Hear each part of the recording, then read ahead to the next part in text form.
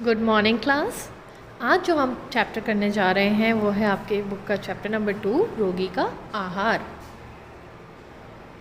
जिस प्रकार आहार और स्वास्थ्य का घनिष्ठ संबंध है, उसी प्रकार आहार और रुग्णावस्था में भी घनिष्ठ संबंध है।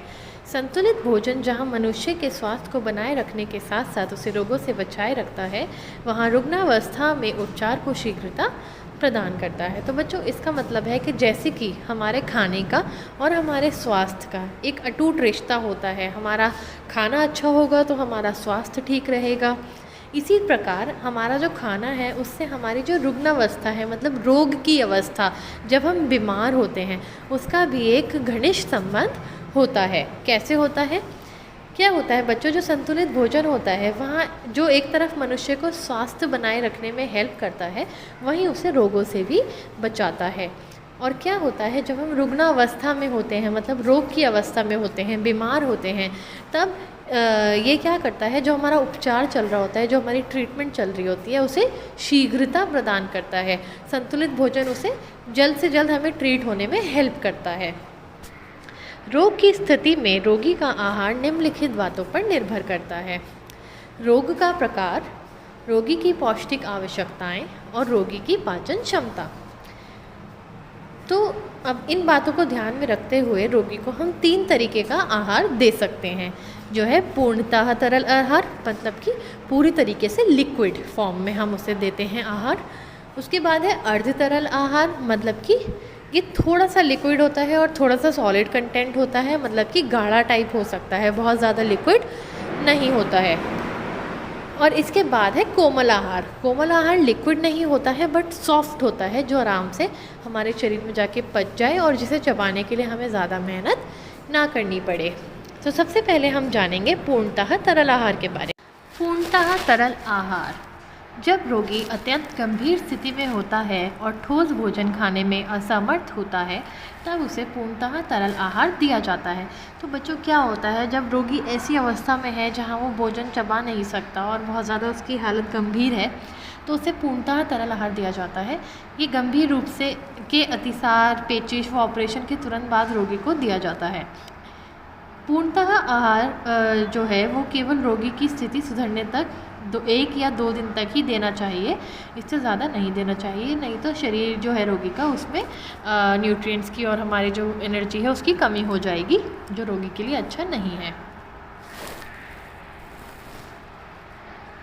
अब पूर्णतः तरल आहार के उदाहरण देखेंगे। जैसे कि आपने ORS का नाम सुना होगा, जीवन रक्षक घोल जिसे हम कहते हैं, वो पूर्णतः तरल आहार का एक उदाहरण है। शिकंजी, फटे दूध का पानी, नारियल का पानी, शरबत, हल्की चाय, सब्जियों का पानी, दाल का पानी, जौ का पानी, उबले चावल का पानी, छाछ आदि। तो आपने देखा बच्चों, यहाँ पे सारी चीज़ें बिल्कुल ऐसी हैं जो बिल्कुल पानी है, उसमें कोई भी सॉलिड फॉर्म नहीं होता है। तो ये हमारा पूर्णतः तरल आहार होता है। इसके यहाँ पे कुछ इन्होंने रेसिपीज़ दी हुई हैं जो हम घर में बना के देख सकते हैं। एक है जीवन रक्षक घोल, जिसमें हमें पानी, नमक और चीनी या फिर ग्लूकोज चाहिए होता है। दूसरा है सब्जियों का पानी, जिसमें हमें कुछ मिली जुली सब्जियाँ, नींबू, नमक और पानी चाहिए होता है। ये आप देख लेना एक बार। इसके बाद है अर्ध तरल आहार। जब रोगी की स्थिति सुधरने लगती है तब उसे अर्ध तरल आहार दिया जाता है। इस आहार द्वारा रोगी की दैनिक पौष्टिक आवश्यकताओं की पूर्ति करने की कोशिश करनी चाहिए। तो बच्चों, अर्ध तरल आहार जब दिया जाता है जब रोगी की स्थिति पहले से तो सुधर गई है, लेकिन अभी भी उसके अंदर इतनी एनर्जी नहीं है कि वो खाने को चबा चबा के अच्छे से खा सके, तो उसे हम अर्ध तरल आहार देते हैं। और अर्ध तरल आहार ऐसा होना चाहिए जिससे कि उसकी जो शरीर में कमी आ गई है दैनिक पौष्टिक आवश्यकताओं की, जो हमें रोज़ मिलनी चाहिए, पौष्टिक आवश्यकताएं जो हमें न्यूट्रिएंट्स रोज़ मिलने चाहिए, उनको पूरा कर सके। अर्ध तरल आहार में बच्चों मिर्च मसालों का प्रयोग बिल्कुल नहीं करना चाहिए, तेल का भी कम प्रयोग करना चाहिए, ठीक है।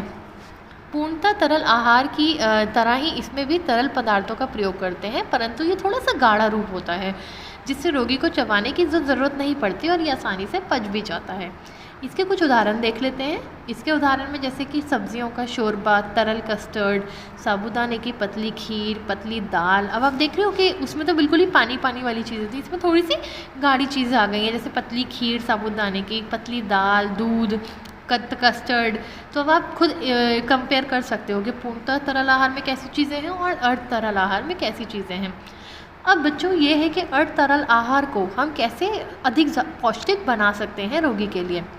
बच्चों अर्ध तरल आहार में हम प्रोटीन की मात्रा बढ़ाने के लिए उसमें वसा रहित मतलब कि फैट के बिना जो दूध का पाउडर होता है ना, फैटलेस, वो हम जैसे टोन्ड मिल्क पाउडर होता है वो हम इसमें मिला सकते हैं।